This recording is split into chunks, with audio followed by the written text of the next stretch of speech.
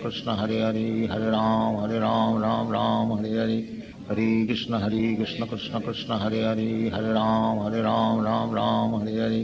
Hare Krishna Krishna Krishna Hare Hare, Hare Ram, Ram Ram, Hare Hare. Hare Krishna Krishna Krishna Hare Hare, Hare Ram, Ram Ram.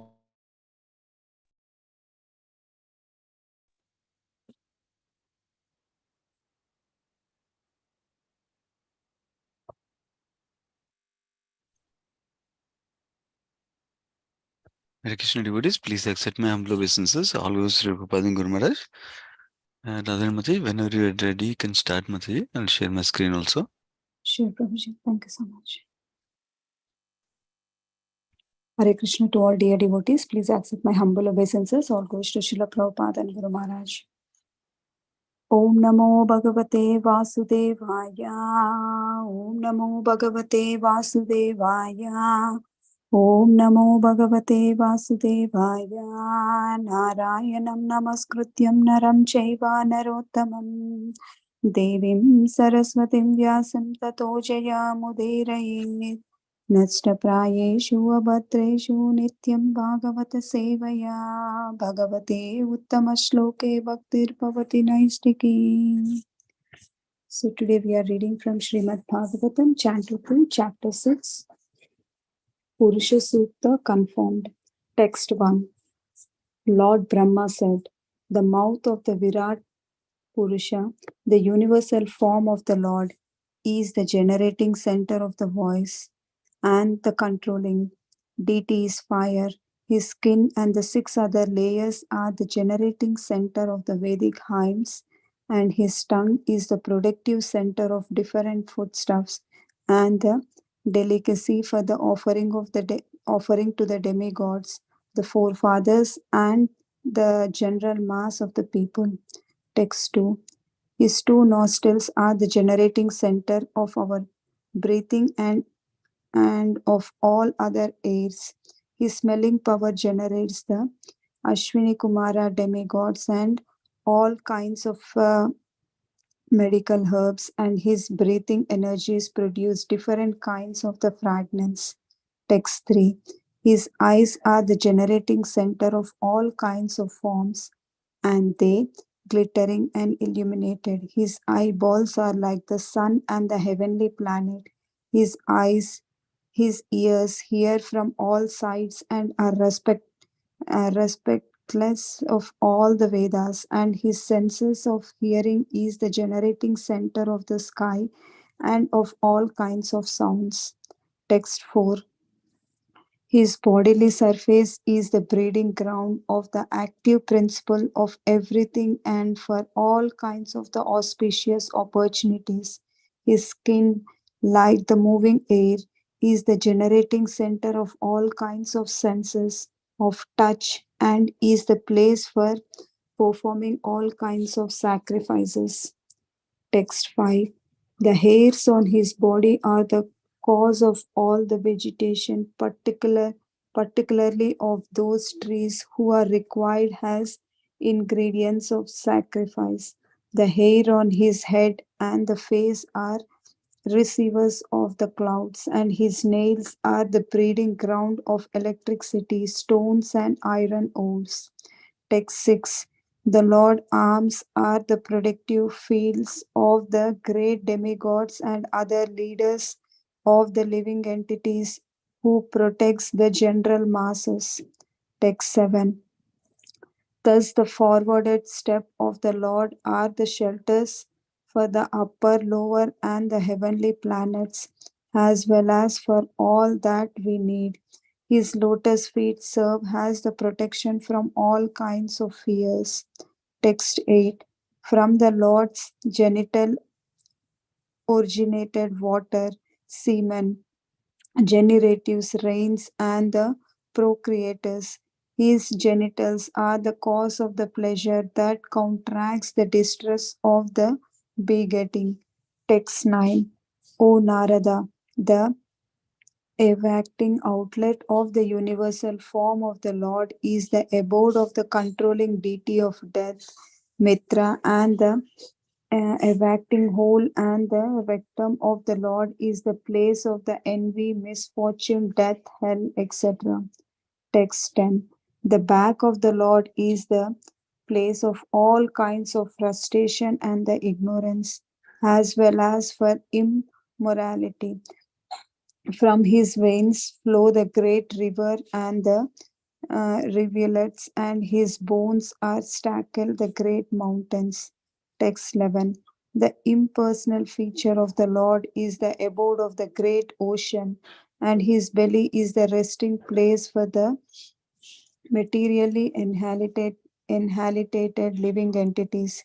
His heart is the abode of the subtle material bodies of the living being. Thus, it is known by the intelligent class of the men. Text 12. Also, the consciousness of that great personality is the abode of the religious principles, mine, yours, and those of the four bachelors, Sanatana, Sanata Kumara, and Sanandana. The great that consciousness is also the abode of the truth and the transcendental knowledge. Thank you, Prabhuji. Hare Krishna. Yeah, thank you so much, Madhuri. Hare Krishna. So we'll discuss the brief context and we'll go through the verses also in detail. So essentially, where we are in this section is Lord Brahma is talking to Narada Muni and is explaining in response to the questions that Narada Muni asked. What was the question Narada Muni asked? In the previous chapter, we heard those questions. Basically, he asked primarily to understand two aspects. One is Narada Muni asked, can you please tell me more about the material creation, like that? And the second aspect he asked is broadly, I'm describing broadly, is that it appears that you create everything I see around me, but then you also meditate on somebody, that means is there somebody superior to you, like that? Then we heard in the last chapter, Lord Brahma clarifying to that question. Yes, actually there is a supreme Lord who is beyond me, who is actually doing the primary creation or sarga. I'm just doing the secondary creation or visarga, meaning I'm recreating using whatever he has provided already. I'm recreating again one more time, like that. That's how Brahma started description. Now, Brahma started to describe in response to Narada Muni's questions the how the three Purushavasaras are involved in the creation itself. Primarily Mahavishnu or Karnadoksai Vishnu, how from his sweat pores whole universes come out, and because of him the primary creation starts. And then he describes how Karnadoksai Vishnu goes into each of the universe as expanded as Garbhodaksai Vishnu also. So after describing that, after describing how Garbhodaksai Vishnu enters each of the universe, now what happens within the universe is the context what is describing now. Is describing how Garbhodaksai Vishnu manifests the Virata Rupa so that Brahma has the all ingredients for him to create, for him to do the secondary creation, like giving the bodies and creating the material universe, different elements in the material universe. All that is coming from the Virat Rupa, the Supreme Lord. So the primary learning we can learn from that principle is that Supreme Lord is the cause of all causes. He is the source of everything that we can see and everything we do not see also. So that is a primary principle we can learn. Even great person like Lord Brahma is depending upon the material, raw material given by Krishna in the form of Virat Rupa here through Garbhodaksa Vishnu, so that he can do the assembling business. He cannot create the elements, he can only assemble. Like for example, we sometimes we see kids buying Lego blocks from the toy store. So the elements of the Lego blocks are coming from the store. And then what does the child do? Child just assembles the Lego blocks to create a shape. For example, he creates a helicopter or a car or a home, like that. But where is he? He's using his endeavor to do it. But the endeavor is coming from Krishna. And then he's using the materials that he brought from the store. Not that he only personally created the materials himself also. So let us say even if he makes the Lego blocks himself, where is the material coming from? Material is coming from, raw material is coming from the earth. And who provided the raw material in the earth? That's coming from Supreme Lord. Like that, these chapters, more than the details we are hearing, we need to connect how Supreme Lord is the source of everything. That is the essential principle we need to remember. There are three broad themes in this chapter. I'll summarize them now and then we'll go through them as we go through verses. One is how Krishna is not formless. Supreme Lord is not formless. He has a personal form. That is one aspect. Second aspect is how, because Supreme Lord is the source of everything, all the organs we have, senses we have, all the ingredients we have, material elements we see around us, how Supreme Lord is source of everything. What does that mean? That means if we engage those uh, abilities and organs Krishna provided, senses Krishna provided, and the material Krishna provided back in Krishna's service, that is the best way of purifying ourselves. That is the second common theme. First theme is about Lord is not formless. Lord is a personal form with varieties. Second is that everything is coming from Krishna. So we need to engage everything in Krishna's service to purify ourselves. Second key theme. And the third key theme is because all the demigods are getting the power from Krishna only. All the demigods are also generated from Supreme Lord only. That means he is the only shelter for all of us. So we can take exclusive shelter in the Supreme Lord Krishna instead of taking some shelter in Krishna, some shelter in this demigod, that demigod, like that. We can take exclusive shelter in Krishna. Those are the three broad themes, but we'll discuss them as verses go through. Okay. Then we'll summarize at the end also again so that we can remember clearly. So now, going to this chapter is titled Purusha Sukta Confirmed. Even though the chapter is titled Purusha Sukta Confirmed, but the beginning of the chapter doesn't start with Purusha Sukta. Later in the chapter, while Brahma is answering Narada Muni's question, he suddenly starts to glorify Supreme Lord. And that prayers in the Srimad Bhagavatam are very equivalent and comparable to Purusha Sukta prayers that Lord Brahma and the demigods offer in prayer whenever they go to the shore of the milk ocean. Remember the 10th canto when we are reading Krishna book before Krishna Janmashtami also, we hear how when Mother Earth went in the form of a cow before Lord Brahma, sharing her distress situation, how different demons are ruling as kings on the Earth planet. It's so distressful for her. Then Brahma, along with the earth in the form of a cow, and the other demigods like Lord Shiva, Indra, they all go to the shore of the milk ocean. And Brahma starts to meditate on the Supreme Lord. At that time, we hear whenever demigods go to pray to Supreme Lord, they offer these prayers called Purusha Sukta prayers. So in this chapter, we're going to see the Purusha Sukta prayers are originally in Rig Veda. So Srimad Bhagavatam has a equivalent of them or corresponding prayers similar to that in the Srimad Bhagavatam also. So this chapter is leading towards that prayers. That's why the title is there. But today's section doesn't cover the Purusha Sukta prayers. We'll come in the next few days on that aspect. Now going to the text one. Now Lord Brahma starts to describe in these first 16 verses. We're covering 12 verses today.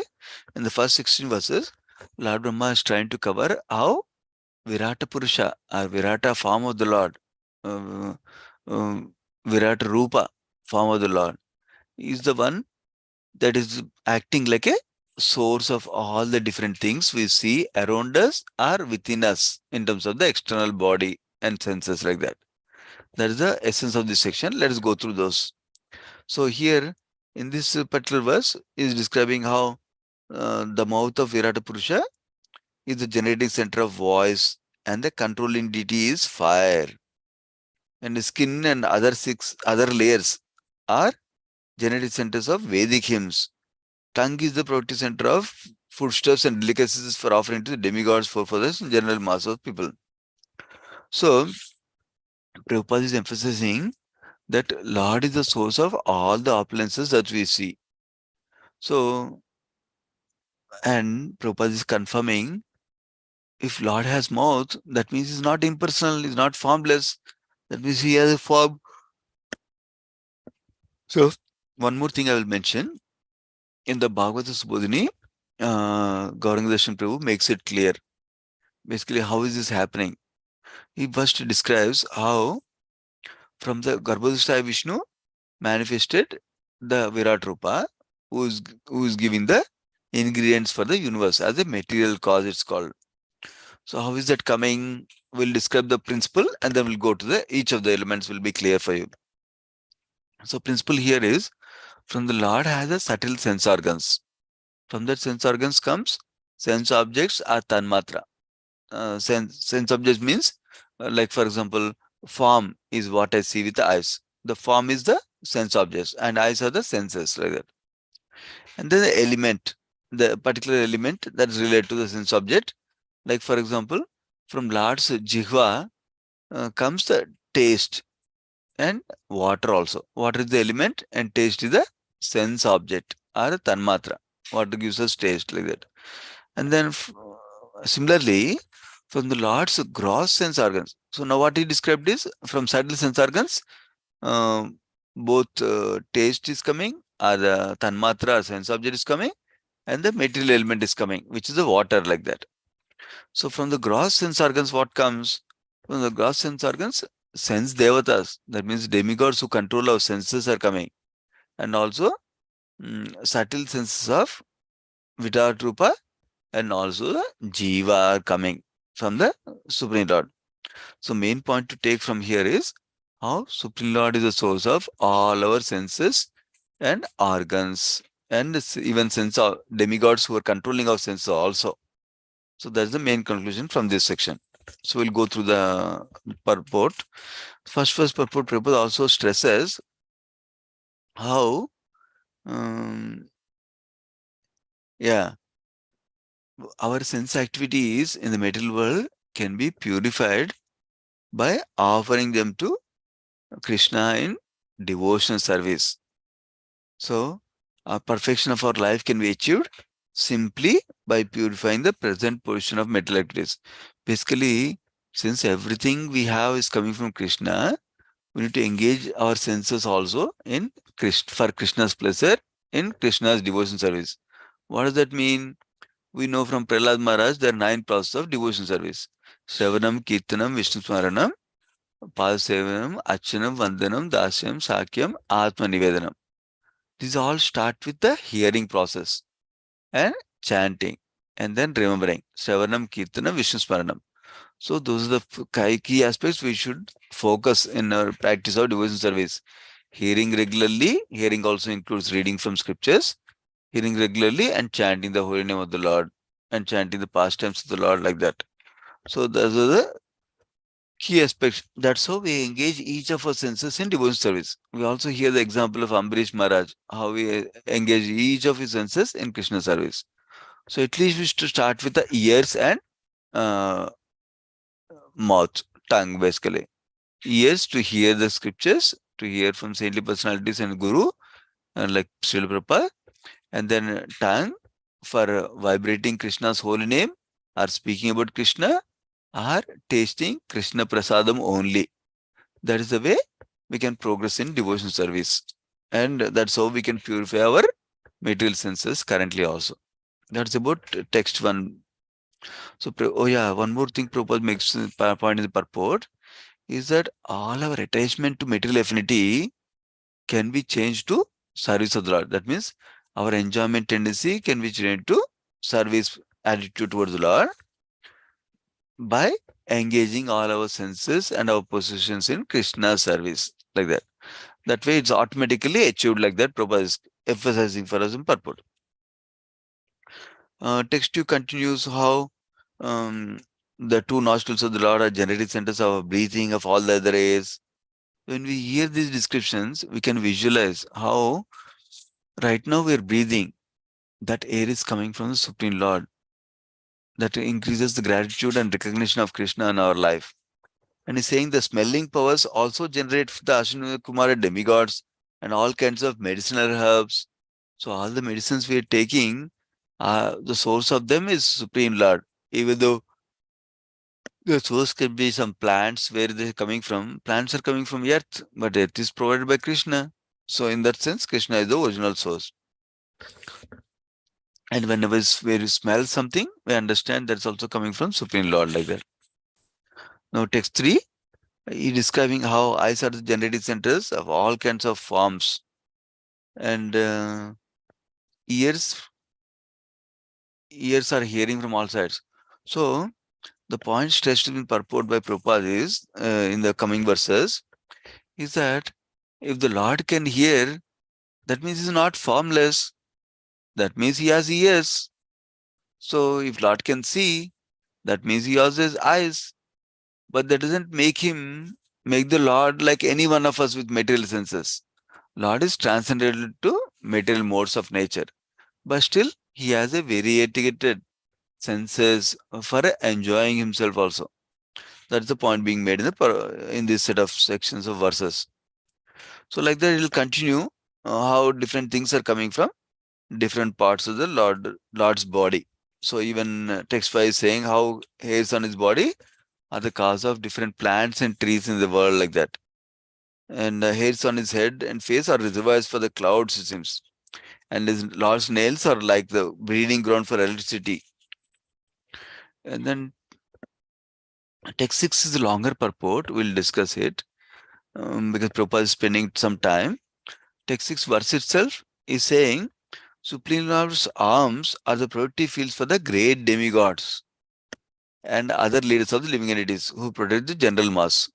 So, Prabhupada is taking the central point. How from the Supreme Lord came the great demigods. That's the point Prabhupada is taking and uh, highlighting the importance for us. Few different things in the purport. First is because Supreme Lord is the source of everything, including the demigods. So that means we should understand how powerful is the Supreme Lord. And any person or even demigod who is coming from Supreme Lord can be as powerful as Supreme Lord. And they cannot be independent or absolute on themselves. They're all dependent on Supreme Lord powers. That means all the powers, abilities, skill that we have is originating from the Supreme Lord. That is the key theme Prabhupada is emphasizing in this purport. That we should understand whatever we have, whatever we are able to, is because of Supreme Lord's mercy only. So that means how does that help? Because that will help us to, when we understand that Supreme Lord gave everything, we are situated in service mode. So when we are discharging all our duties with that right understanding that Krishna gave me everything, I need to serve in Krishna, then we can avoid the influence of Maya. Yeah. Basically, simply by accepting Lord as the supreme proprietor of everything, we can achieve the highest perfection of life. Prabhupada is writing in the purport. So, basically, when we understand Krishna as the supreme Lord, Krishna is the proprietor of everything, and we engage in everything in Krishna's service, that's so we can perfect our life. And that is the way we can receive the blessings of love, blessings of Krishna.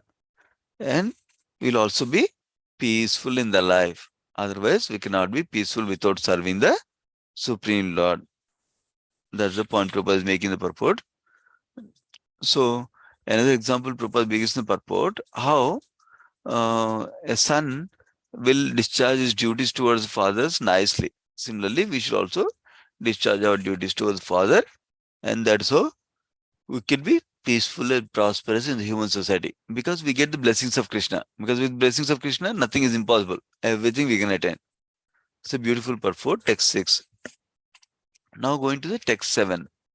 Text 7 is describing how the forward steps of the Lord are the shelter of upper planets, lower planets, and heavenly planets also. And also whatever we need also is coming from the Lord. And the lotus feet serve as protection from all kinds of fear. Prabhupada is elaborating on this aspect of the verse. How the lotus feet are exclusive shelter for his devotees. And when we take shelter of lotus feet of Krishna, we'll be freed from fear. Remember, until we become a pure devotee, some element of fear will be there. But as we engage in devotion service gradually, like we here in the first canto, second chapter also, Soka Moha Bhaya will be destroyed. That means Soka means lamentation, Moha means illusion, and Bhaya means fear. They all will be destroyed as we become pure and pure in devotion service. So this is a gradual process. That means our fear will be reduced gradually. Our anxiety will reduce gradually as we continue devotion service. Not like one fine day I got up and all my fear is gone like that. Not like that. Even that can happen. If Lord desires, we can grow in devotion service very quickly also. So that's the important point also to remember. Just because we are going slow right now, doesn't mean that we'll go slow only in devotion service. It can be fast development also with Krishna's mercy. So basically, Prabhupada is emphasizing that we should understand this absolute dependence on the Lord, and that absolute dependence on the Lord is called pure devotion service. Like that, Prabhupada writes his purport. So now text 8 is describing how from the Lord's genitals come water, semen, generatives, rains, and procreators also. Procreators means like Prajapatis. And his genitals are the cause of a pleasure that contracts the distress of begetting. So, generally, in the family life, there are so many difficulties for ordinary people, including giving the birth of to the child is such a painful experience for mother, though it has the element of pleasure also. And then taking care of the family involves a lot of endeavor for each of us. But Prabhupada is emphasizing that, actually not Prabhupada, the verse itself is saying that the genitals that we are awarded by Krishna have a natural pleasure substance to it. That is why for that little pleasure we get, we're ready to take care of so many difficulties of maintaining family life and everything like that. So that is the purpose of giving that sensory pleasure, so that way creation can continue, children can be born like that. That is the original purpose of that, giving the genitals and this pleasure substance to us, not to just enjoy artificially without producing children with the contraceptives. So Prabhupada is highlighting that particular point here. Prabhupada is saying the sex life is only meant for procreation, for creating children, for generating children. And what kind of children? Children so that we can be trained, we can train them in spiritual values like that. So Prabhupada is saying this understanding, Prabhupada is calling it as understanding of spiritual values in the purport. So then when we understand the purpose of something, we use it in a proper way. For example, I understand iPhone is to be used in certain way. Then I use it for that purpose. But somebody doesn't understand what is the purpose of iPhone, they'll just use iPhone to crack a nut, a walnut, or to hit something to make like a hammer, like that, for example. Like that we'll use if you don't know the purpose of the object. Similarly, scriptures are giving the purpose of everything we have, including the genitals, which is to produce children, not for artificial pleasure. So that's what Prabhupada is highlighting. So and also Prabhupada is saying that the actual family planning happens not by use of contraceptive or artificial methods, but by understanding spiritual values. When we understand the real purpose of this activity, then we engage in the activity only for that purpose. That is how our 4 regulative principles also meant to happen. No meat eating, no intoxication, no gambling, and no illicit sex. That's what Prabhupada is emphasizing here in the purport. Now, text 9 continues further how the Lord is the source of everything. Interestingly, text 10 describes how the back of the Lord is source of all kinds of frustration, ignorance, and immorality also. So, and his veins are described like great rivers and rivulets, and his bones are described like mountains. Remember, we heard this description in the first chapter of second canto also. Now we are in sixth chapter. First chapter also we heard like this. The universal form of the Lord, how yogis can meditate on the universal form of the Lord like that. Of course, for practicing devotees, we don't need to meditate on universal form of the Lord. We just understand how Krishna is the source of everything and engage in his devotional service. That's what we need to do in following the acharyas. In this purport, Prabhupada is emphasizing that Supreme Lord is not impersonal conception only. Supreme Lord is a person also. So Prabhupada writes in this purport a clue why Brahma is describing all this Virat Rupa for the Narada, because he is to clarify for us that how Supreme Lord is transcendental and he has a personal form also. That is the purpose in describing this. Prabhupada is writing in the purport. That means not a formless God like everybody will think like that. So we have two more verses. Text 11. Text 11 describes how Supreme Lord's belly, that means stomach, is a resting place of all the materially annihilated living entities. Prabhupada catches on to that portion of the verse and tells us the whole process of generally what happens at the night of Lord Brahma. When Lord Brahma sleeps in the night time, what happens is this part of the creation, part of the universe is annihilated. So at that time, living entities go back to the body of the Garbhodaya Vishnu. And then when the daytime comes, Lord Brahma again starts creation. At that time, all the living entities, including all the ingredients, come out of the body of belly of the Garbhodaya Vishnu. So that's what Prabhupada is elaborating in this purport to indicate that Supreme Lord is the source of everything, and not only the source, he is also the shelter during the annihilation time back for all the living entities and also the material nature like that. So Prabhupada is concluding this purport by saying how if we don't take to the devotion service, we keep on going from this universe to that universe, from this planet to that planet. We keep on going from this life to that other life form, different bodies we take up. But we need to make a solution for all this by understanding the knowledge here and by engaging in devotion service like that. Prabhupada is writing the purport. Okay, one last purport for today, text 12. Actually, there's no purport for this verse. Text 12 is saying, consciousness of a great personality is the abode of religious principles. Consciousness is also the abode of truth and transcendental knowledge.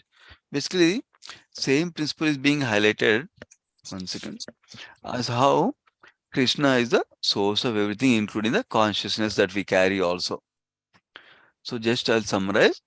Lord Brahma is narrating to Narada Muni how the universal form manifested from Garbhodaya Vishnu and provided all the ingredients for this universe. So everything we see around us, including our own bodies and senses, are coming from the Supreme Lord. That is the storyline.